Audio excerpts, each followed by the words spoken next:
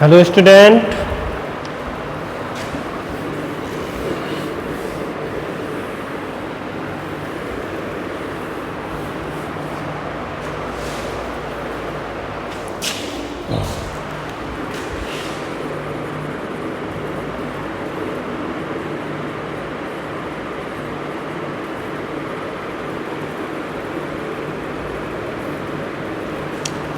नौवां चैप्टर आपका चल रहा है।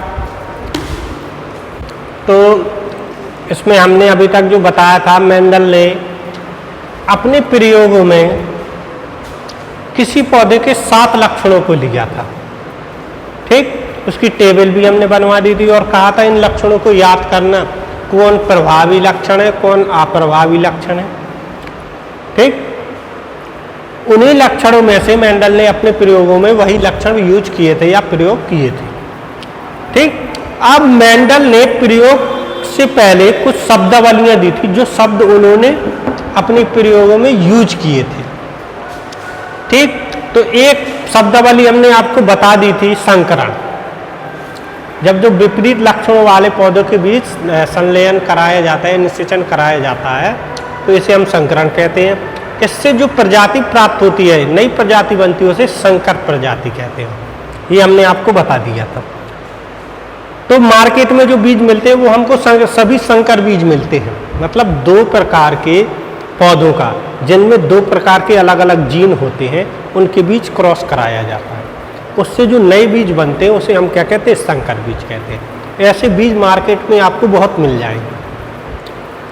ठीक, तो उन्हें ही संकर बीज कहते हैं। आपने नाम भी सुना होगा कि संकर बीज है, हाइब्रिड, जिसको इंग्लिश में बोलते हैं हाइब्रिड बीज।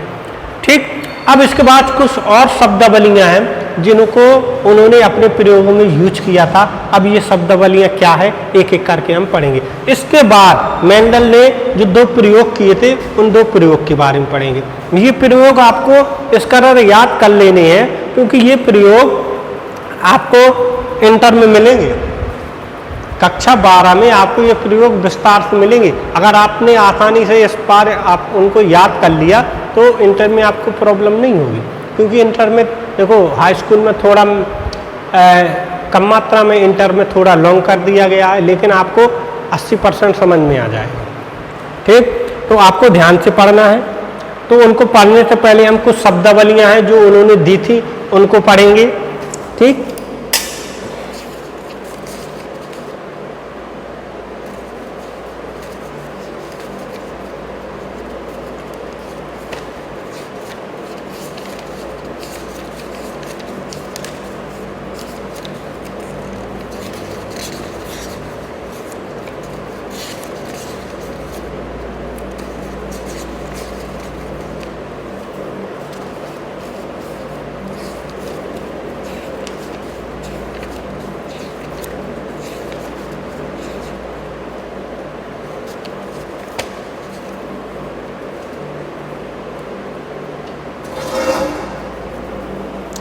ठीक, तो पहली शब्दावली हमने आपको बता दी थी, संकरण क्या होते हैं और संकर क्या होते हैं। दूसरी शब्दावली है कारक,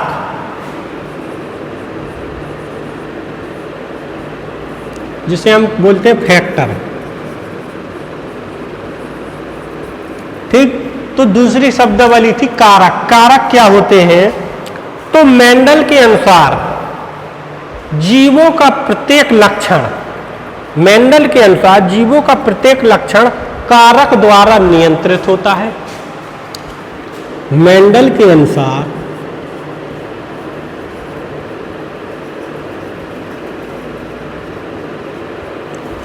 जीवों का प्रत्येक लक्षण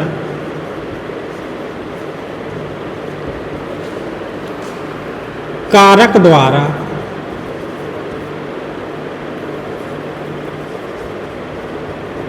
निर्धारित होता है।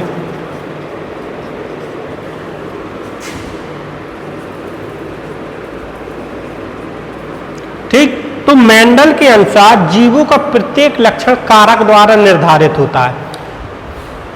प्रत्येक लक्षण, जो भी लक्षण एक पीढ़ी से दूसरी पीढ़ी में जाते हैं, उनका निर्धारण करता है कारक।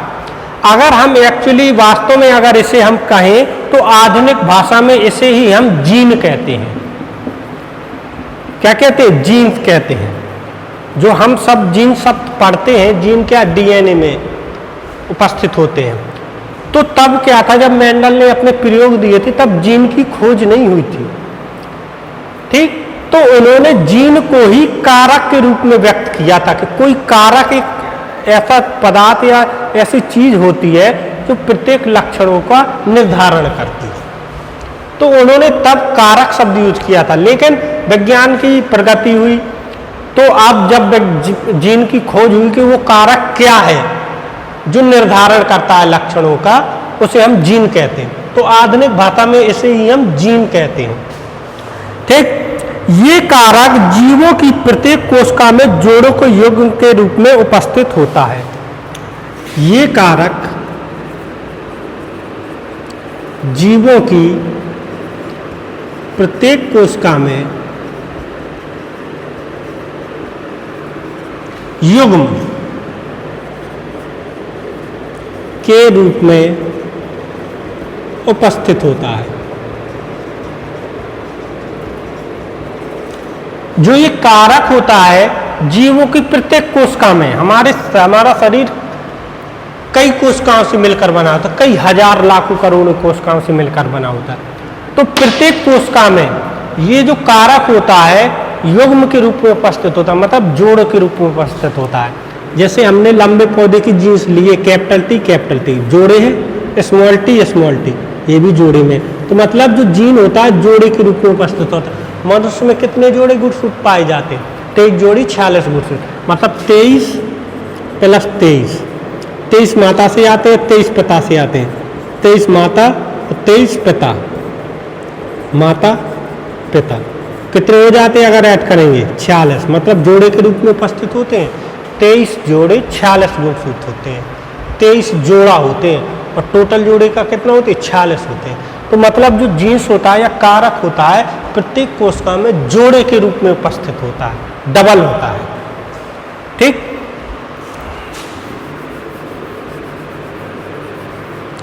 आगे लिखा है मेंडली कारक आधुनिक आनुवांशिकी के अनुसार जीन कहलाते हैं।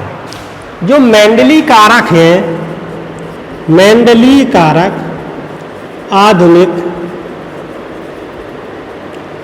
आनुवांशिकी के अनुसार जीन कहलाता है। जो मेंडली कारक था, मेंडल ने जो कारक शब्द दिया था वो आधुनिक आनुवांशिकी के अनुसार क्या कहलाता है? जीन कहलाता है। पहले जब जीन की खोज नहीं हुई थी तो मेंडल ने कारक शब्द दिया था। हम बार बार दोहरा रहे हैं, इसलिए दोहरा रहे हैं कि ताकि आपको भूल न जाए।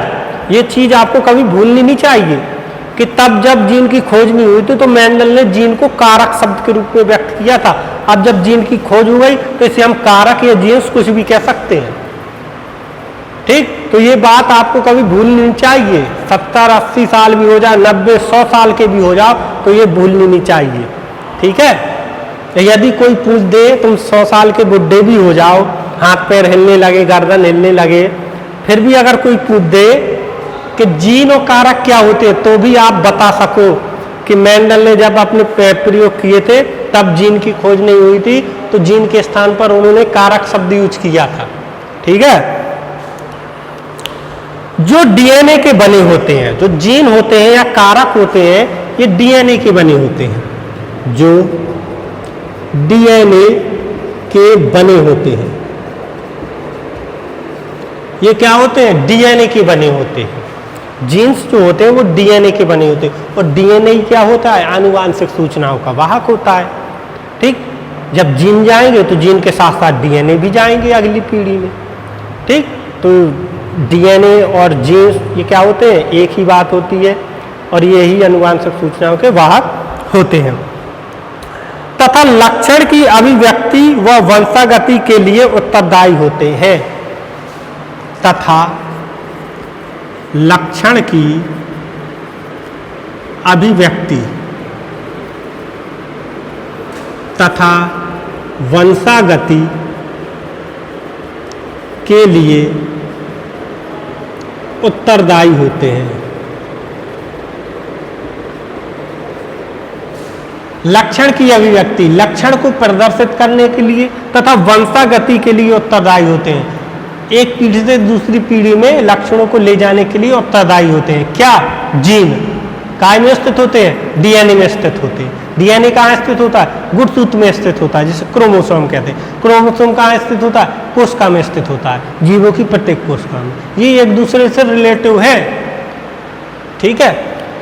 तो ये कहलाता है कारक, ठीक। एग्जाम्पल भी आप लिख सकते हो एग्जाम्पल में, जैसे capital T, small T, comma लगा दो बीच में। कैपिटल टी क्या होते हैं? ये लंबे पौधे के जीन्स होते हैं। लंबा पौधा, जैसे मान के चलो लंबा पौधा, एक मान के चलो बौना पौधा। लंबा पौधा हो गया, बौना पौधा हो गया। लंबा पौधे के हम जीन्स कैसे लेंगे? भाई जीन्स कहते थोड़ी है कि हमें टी ना लिखो, कैपिटल टी ना लिखो, वो तो हम अपने आधार पे मानते हैं। अब जैसे लंबा है तो अध्ययन की दृष्टि से सरल हो जाए, इसी लंबा क्या होता है? टॉल। टॉल मीन्स क्या होता है? लंबा, TALL। डवार्फ मीन क्या होता है? बौना, DWARF। तो लंबे पौधे के हम जीन्स क्या लेंगे? पहला वर्ड लेंगे कैपिटल टी। और क्या होते हैं? जोड़े के रूप में उपस्थित होते हैं। पहले भी हम बता चुके, जीन्स जोड़े के रूप में उपस्थित होते, तो जोड़ा बना देंगे कैपिटल टी। कैपिटल टी के दो हो गए, मतलब एक जोड़ा हो गया। तो लंबे पौधे की जीन्स लिए हमने क्या? Capital T, double capital T, जोड़े के रूप में। बौना पौधा का है डवार्फ डी, तो हम इसे डी नहीं लिखेंगे, टी से व्यक्त करेंगे। मतलब पौधे तो एक जैसे है ना, जैसे ये मटर का लंबा पौधा, ये मटर का बौना पौधा है, ठीक। तो हम डी नहीं लिखेंगे, इसको हम टी ही लिखेंगे, लेकिन स्मॉल लिखेंगे, स्मॉल टी का मतलब होता है छोटा पौधा। बौना पौधा मतलब छोटा पौधा, तो इसके भी हम जोड़े के रूप में जीन्स लेंगे। तो एग्जाम्पल में हमने लिख दिया कैपिटल टी और स्मॉल टी। याद रखना है इसे, कैपिटल टी क्या है, स्मॉल टी क्या है। ये लंबे पौधे के जीन्स है, ये बौने पौधे के जीन्स है। जब अगली पीढ़ी में इनका क्रॉस संकरण कराया जाए तो अगली पीढ़ी में दोनों के एक एक जीन्स जाएंगे। मतलब जो नेक्स्ट बीज होगा उससे जो पौधा होगा वो कैसा पौधा होगा? लंबा। अब आप कहोगे कि लंबा काहे पैदा होगा? लंबे पौधे की जीन्स है तो बौने पौधे की भी तो जीन्स आए इसमें। भाई एक जीन्स आया लंबे पौधे का, एक जीन्स आया बौने पौधे का, तो लंबा क्यों होगा? बौना भी होना चाहिए इसे। ना तो लंबा होना चाहिए ना बौना होना चाहिए, बीच का होना चाहिए। हो सकता है ना ऐसा ही तो होगा। लेकिन हमने आपको पहले बता दिया था, जो लंबा होता है वो होता है प्रभावी, बौना होता है अप्रभावी। 7 लक्षण बताए थे, उसमें लिखा लंबा पौधा होता है प्रभावी, बौना पौधा होता है अप्रभावी। और जो प्रभावी लक्षण होता है वो बौने पौधे के लक्षण को प्रभावी नहीं होने देता, मतलब प्रकट ही नहीं होने देता, दाब देता। अब जैसे कोई 2 लड़के हैं, एक अच्छा है हट्टा कट्टा तगड़ा, एक कमजोर है दुबला पतला, अब उनके बीच कुश्ती करा दो तुम, तो जो तगड़ा होगा वो तो पतले को दाब ही देगा, उसको उभरने ही नहीं देगा, लड़ने के लिए मौका ही नहीं देगा, उसको दाबे रहेगा। 1 घंटा कह दो 1 घंटा उसको दाबे रहेगा, क्योंकि जो तगड़ा है वो होगा प्रभावी, जो पतला है दुबला वो अप्रभावी। भाई दुबले पतले, जो मोटा अच्छा तगड़ा है हष्ट पुष्ट, उसके सामने पतला जो लड़का होगा वो तो कोई प्रभाव ही नहीं डाल पाएगा ना, वो तो वैसे ही नीचे दबा रहेगा।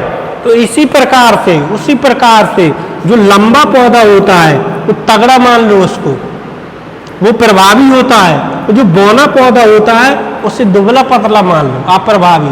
तो जो लंबे पौधे के जीन्स होते हैं वो बौने पौधे के जीन्स को प्रकट नहीं होने देते, उनके लक्षणों को प्रकट नहीं होने देते, दाब देते हैं उनको और अपने लक्षण प्रकट कर देते हैं।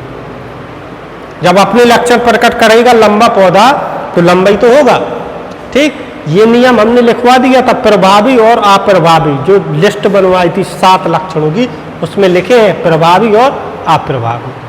तो प्रभावी लक्षण का ही जीन्स प्रकट होता। लेकिन नेक्स्ट जनरेशन, अगर हम इनके बीच भी क्रॉस कराएंगे, ये हुआ फर्स्ट जनरेशन, इसके जैसे 4 बीज प्राप्त हुए और चारों बीजों के बीच 100 परागण कराया हमने, तो फिर जो नेक्स्ट जनरेशन होगा उसमें एक पौधे में से बौने पौधे के लक्षण दिखाई देंगे। वो हम आगे आपको बताएंगे कैसे दिखाई देंगे। अभी आपको सिर्फ इतना ही जरूरत है याद करने की, तो इसको हमने लिख दिया। ठीक, समझते जाओ, बहुत इंटरेस्टिंग चैप्टर है। अगर समझ में आ गया तो आपको बहुत मजा आएगा पढ़ने में, समझ में नहीं आएगा तो आप कंफ्यूज ही बने रहोगे पूरी साल। ठीक, अगर आप सामने होगे तो इस कदर समझा देते कि आपको रट जाते। ठीक, क्योंकि आपकी जो प्रॉब्लम होगी आप हमसे पूछ तो सकते थे, लेकिन इसमें भी पूछते, भले ही लेट हो, शाम को पूछो, सुबह पूछो, लेकिन पूछना जरूर अगर आपको कहीं समझ में नहीं आया। नेक्स्ट उन्होंने जो दिया था, मतलब नेक्स्ट शब्दावली थी युग्म विकल्पी, जिसे कहते हैं एलिलोमार्फ। युग्म विकल्पी जिसे कहते हैं एलिलोमार्फ।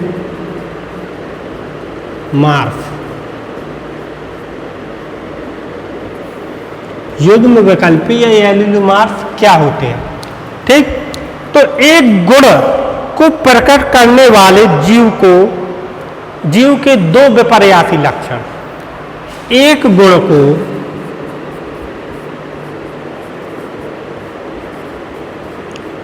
प्रकट करने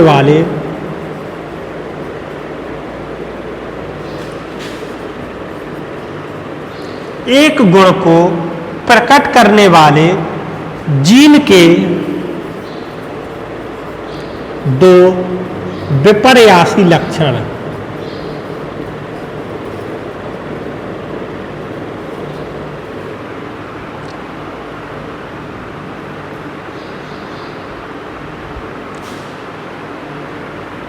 स्वरूपों को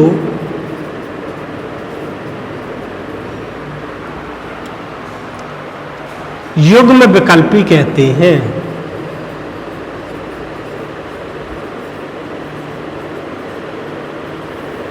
मतलब क्या होता है कि एक गुण को प्रकट करने वाले जीन के दो विपर्यासी स्वरूपों को युग्म विकल्पी कहते हैं। मतलब गुण एक ही प्रकट करे और जीन क्या हो, विपरीत हो। गुण एक ही प्रकट करे और जीन्स क्या हो, विपरीत हो। अब एग्जाम्पल में हम लिखेंगे, आपका जो डाउट है क्लियर हो जाएगा। जैसे कैपिटल टी और स्मॉल टी, गुण तो एक ही है, लंबा। मतलब ये जो पौधा होगा जिसमें ऐसे जीन्स होंगे वो लंबा होगा। बौने पौधे के भी जीन्स है लेकिन बौना नहीं होगा, लंबा होगा। लेकिन जीन्स क्या है, विपरीत है। एक लंबे पौधे का जीन्स है, एक बौने पौधे के जीन्स है। मतलब जीन्स क्या है, विपर्यासी है। और गुण का क्या प्रकट कर रहा है, लंबा। इसलिए क्योंकि ये प्रभावी है और स्मॉल टी अप्रभावी है, इसलिए लंबा अपना गुण व्यक्त कर रहा है, बौने पौधे का गुण को दाब दिया। लेकिन जीन क्या है, अलग अलग है, समान नहीं है। कैपिटल टी नहीं है या स्मॉल टी नहीं है। जीन क्या है, विपर्यासी है, अलग अलग है। लेकिन गुण एक ही व्यक्त कर रहा है, लंबा, बौना नहीं व्यक्त कर रहा है। ठीक, तो ये जो एग्जाम्पल होता है ये एलिलोमार्फ या युग्म विकल्पी का एग्जाम्पल होता है। ठीक, जीन्स अलग अलग हो लेकिन गुण एक ही व्यक्त करे, उसे ही हम कहते हैं एलिलोमार्फ। नेक्स्ट है विषम युग्मजी। विषम युग्मजी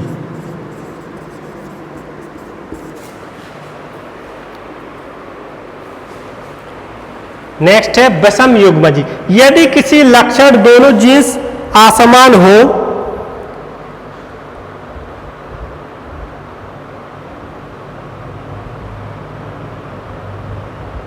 हाँ, यदि किसी लक्षण के दोनों जीन्स असमान हो, यदि किसी लक्षण के दोनों जीन असमान हो तो उसे विषम युग्मजी कहते हैं। यदि किसी लक्षण के दोनों जीन असमान हो, असमान मतलब कैपिटल टी, एग्जाम्पल में लिख देंगे कैपिटल टी स्मॉल टी, दोनों जीन असमान हो गए। इस लक्षण वाले पौधे के जीन्स क्या हैं? दोनों असमान है, एक कैपिटल टी एक स्मॉल टी, समान नहीं है। कैपिटल टी और स्मॉल टी समान नहीं है, मतलब समान क्या होते हैं? कैपिटल टी स्मॉल टी, ये समान हो गए। तो ये असमान है, तो इसे हम कहेंगे विषम युग्मजी, याद रखना। और सम युग्मजी नेक्स्ट चढ़ेंगे आपकी सम युग्मजी। सम युग्मजी में क्या है? यदि किसी लक्षण के दोनों जीन समान हो, दोनों जीन समान हो। एग्जाम्पल में हम लिख देंगे कैपिटल टी स्मॉल टी, इन दोनों के जीन्स क्या है? समान है ना, समान। तो इसे हम क्या कहेंगे? समयुग्मजी। याद रखना, अगर जीन्स असमान हो तो उसे विषमयुग्मजी कहते हैं, और यदि जीन्स समान हो तो उसे समयुग्मजी कहते हैं। अब नेक्स्ट है जीनोटाइप। जीनोटाइप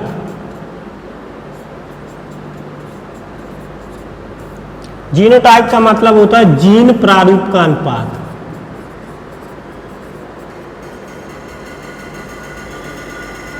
जीन प्रारूप का अनुपात, हम संकरण कराते हैं पौधों के बीच, लंबे और बौने पौधे के बीच हमने क्या कराया? संकरण कराया। मान के चलो हमने लंबे और बौने पौधे के बीच संकरण कराया, दूसरी पीढ़ी में संकरण कराया, तो हमको capital T small T, capital T, ऐसे पौधे प्राप्त हुए, ऐसे जीन्स के जैसे मान के चलो हमें पौधे प्राप्त हुए। ठीक, तो जीन प्रारूप के अनुपात में हम उनके जीन देखते हैं। जीन यही तो है कि किस अनुपात में हमें जीन प्राप्त हुए। आगे जब हम संकरण के नियम पढ़ाएंगे तो उसमें आपको ये सब क्लियर हो जाएंगे। पहले से हम इसलिए बताए दे रहे हैं ताकि आपको जानकारी हो जाए, आगे जब हम प्रयोग बताएंगे तो आपको इनमें कंफ्यूजन ना हो। ठीक, तो सबसे पहले हम देखेंगे कि कैपिटल टी जीन वाले पौधे कितने हैं? 1 2 है तो लिख दिया 2 अनुपात। अब स्मॉल टी वाले जीन वाले पौधे देखेंगे कितने? 1 तो लिख दिया 1। फिर कैपिटल टी स्मॉल टी वाले देखेंगे कितने हैं? 1 तो लिख दिया 1। तो मतलब जो जीन प्रारूप का अनुपात है हमको क्या प्राप्त हुआ? 1:2:1:1। तो ये होता है जीन प्रारूप का अनुपात। मतलब जीन को देखकर हम अनुपात लगाएंगे कि किस अनुपात में पौधे प्राप्त हुए। लास्ट आता है आपका फिनोटाइप।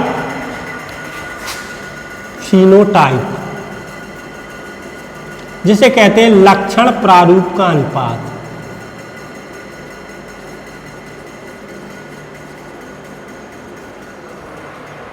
ठीक, किसी जीव के लक्षण का आनुवांशिक संगठन जीनोटाइप कहलाता है। किसी जीव के लक्षणों का आनुवांशिक संगठन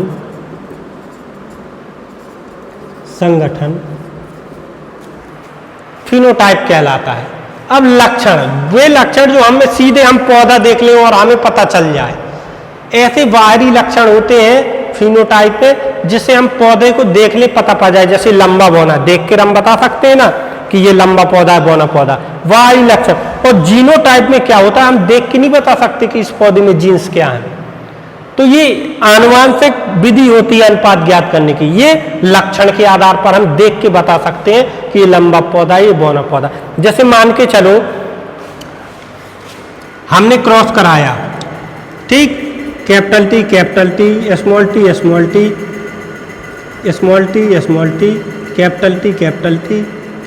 कैपिटल टी,